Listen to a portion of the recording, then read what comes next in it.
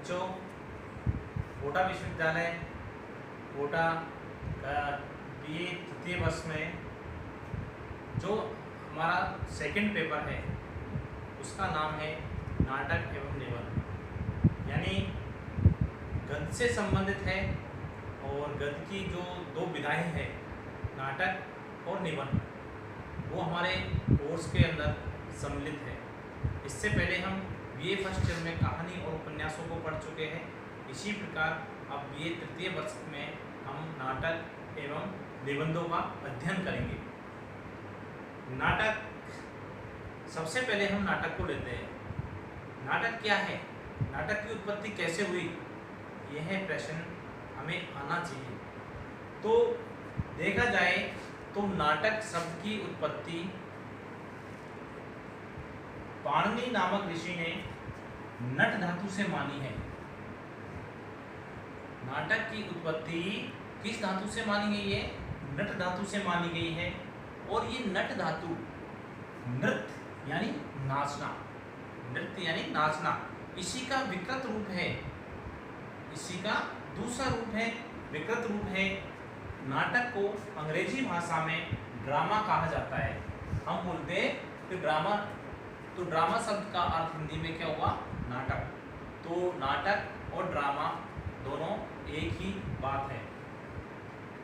संस्कृत भाषा में, क्योंकि संस्कृत विश्व की सबसे प्राचीन भाषा मानी जाती है, विश्व की सबसे प्राचीन भाषा संस्कृत है, तो संस्कृत भाषा में नाटकों के लिए लिखा गया है काव्येषु नाटकम रम्यम नाटकांत कवित्वम, यानी काव्यों में नाटक रम्यम यानी रमणीय है, आनंददायक है, प्रभावोत्पादक है और मनोरंजक है। यानी सभी काव्य के अंदर हम नाटक को आनंददायक मानते हैं। क्यों? क्योंकि नाटक एक ऐसी विधा है जो दृश्य और श्रव्य दोनों के अंतर्गत आती है। जैसे काव्य के हम दो रूप करते हैं, एक होता है श्रव्य रूप, एक होता है दृश्य रूप। श्रव्य यानी जिसको हम केवल सुन सकते हैं और दृश्य जिसे हम देख सकते हैं। लेकिन नाटक एक ऐसी विधा है जो दृश्य एवं श्रव्य दोनों के अंतर्गत आती है, इसलिए ये अधिक मनोरंजक है और आनंददायक है। संस्कृत आचार्यों ने रूपक के 10 भेद किए हैं, उसमें से एक भेद नाटक माना जाता है। संस्कृत विद्वानों ने रूपक के जो 10 भेद किए उनमें से एक भेद कौन सा माना जाता है? नाटक माना जाता है।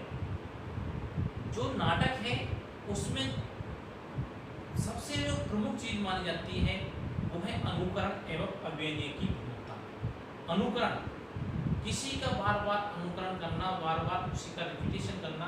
और अभिनय, नाटक की सफलता ही अभिनय पर निर्भर करती है।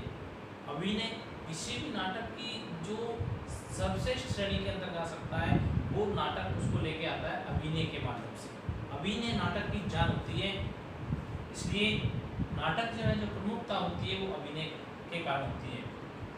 जो पाश्चात्य विद्वान है, जिसे हम अंग्रेजी भाषा के विद्वान कह सकते हैं, अंग्रेजी भाषा के विद्वानों ने जो ड्रामा लिखे, ड्रामा यानी नाटक, जो नाटक लिखे उनमें वहां पर कार्य की प्रमुखता होती है। अंग्रेजी भाषा में या पाश्चात्य विद्वानों ने जो नाटक लिखे हैं उसमें, उन नाटकों में कार्य की प्रमुखता रहती है, जबकि हमारे जो भारतीय नाटककार हुए उन्होंने अभिनय एवं रस को प्रमुख माना है। यानी इन्होंने नाटक के अंतर्गत अभिनय को और रस को प्रमुख स्थान प्रदान किया है। नाटक के जो स्वरूप के बारे में कुछ विद्वानों ने परिभाषाएं दी है। हम यहाँ पर आचार्य भरत मुनि की परिभाषा को लेते हैं। भरत मुनि को हम सभी जानते हैं, हमने BA सेकेंड ईयर के अंतर्गत रस को पढ़ा है, रस को पढ़ा है तो जानते हैं कि भरत मुनि कौन थे। आचार्य भरत मुनि, संस्कृत भाषा में इनके द्वारा लिखी गई पुस्तक का नाम है नाट्यशास्त्र।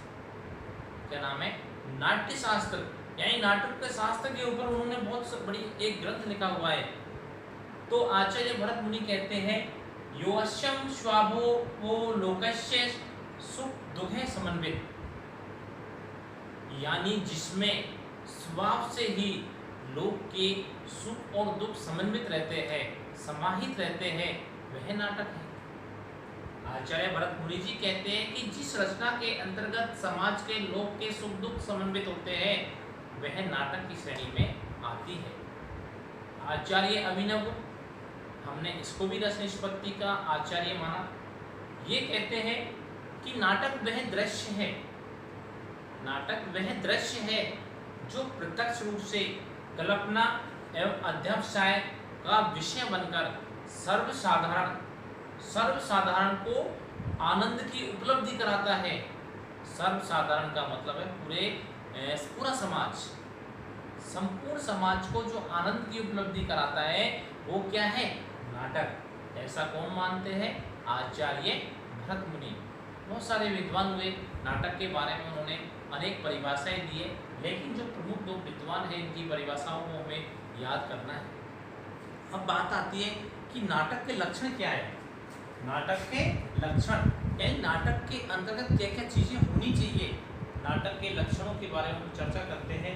तो सबसे पहला लक्षण माना जाता है कथानक।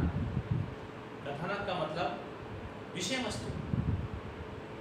विषय वस्तु कैसी होनी चाहिए? लोक प्रसिद्ध होनी चाहिए। नाटक की विषय वस्तु कैसी होनी चाहिए? लोक प्रसिद्ध होनी चाहिए, यानी ऐसी कहानी या ऐसी स्टोरी पर नाटक लिखा हुआ होना चाहिए जो सर्वसाधारण में प्रचलित हो। दूसरा है नायक। नायक जो नाटक को गति प्रदान करते हैं। तो नाटक का जो नायक है उसमें कौन सा गुण होने चाहिए? धीरोदात्त, देवता या राजपुरुष, यानी जो नायक है वो देवता के गुणों से सम्मानित होना चाहिए। जो नाटक का जो नायक है उसके अंतर्गत महापुरुष या देवता के समान गुण होने चाहिए। तीसरा जो लक्षण है वो है नाटक के अंक कितने होने चाहिए। तो नाटक में 5 से लेके 10 अंक होने चाहिए। 10 से अधिक अंक होने पर नाटक बहुत लंबा हो जाता है तो उसको पढ़ने का इंटरेस्ट खत्म हो जाता है, और 5 से कम अंक होते हैं तो नाटक बहुत छोटा हो जाता है। इसलिए विद्वान ये मानकर चलते हैं कि नाटक के अंदर 5 से लेके 10 अंक होने चाहिए।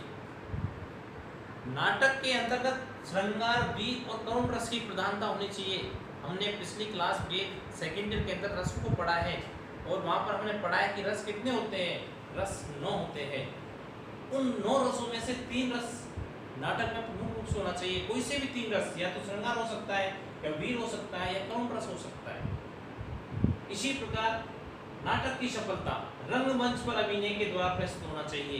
नाटक ऐसा होना चाहिए जिसे रंगमंच पर प्रस्तुत किया जा सके, जिसे रंगमंच पर दर्शकों के सामने प्रस्तुत किया जा सके। और ये नाटक की सफलता का बहुत बड़ा गुण है। नाटक ऐसा नहीं, कहने का तात्पर्य है कि नाटक के अंतर्गत ऐसे दृश्य नहीं होने चाहिए जिनको रंगमंच पर नहीं प्रस्तुत किया जा सके। जैसे पानी का दृश्य नहीं होना चाहिए, हम रंगमंच पर पानी नहीं ला सकते। आग का दृश्य नहीं होना चाहिए क्योंकि हम रंगमंच पर आग नहीं दिखा सकते, दर्शकों का अंदर वह जागृत हो जाता है। इसलिए नाटक के अंदर उन्हीं चीजों को रखना चाहिए जिनको हम रंगमंच पर प्रस्तुत कर सके।